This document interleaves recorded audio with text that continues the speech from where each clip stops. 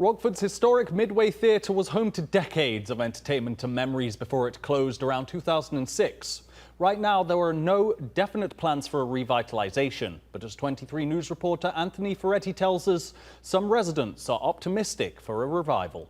I went to a lot of movies there, had a lot of dates there. As the founder of the former New American Theater in Rockford, J.R. Sullivan was part of what he calls a cultural renaissance in the downtown area in the 80s and 90s. It had the post-war energy, and that really was an optimistic time filled with belief and a great desire to get out and about. Rockford's Midway Theater opened in 1918 as an entertainment hotspot.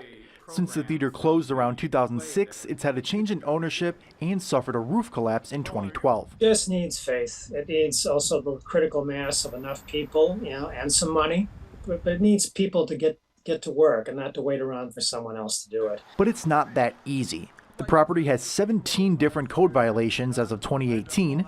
This includes the replacement of doors and flaking paint. That building can offer so many things to the community. The Midway Theater is in Rockford City Council member Isidro Barrios' ward. He's on board for a revitalization, hoping someone will invest in its future soon. If this could be rehabbed into a workable, living, vibrant space, we could be looking at a whole different downtown. The Midway Theater has a long and important history in Rockford. It was really the hub of the entertainment part of town. Working for you in Rockford, Anthony Ferretti, 23 News. 23 News did reach out to current theatre owner Peter Crane. He did not comment on the plans he has for restoring the theatre at this time.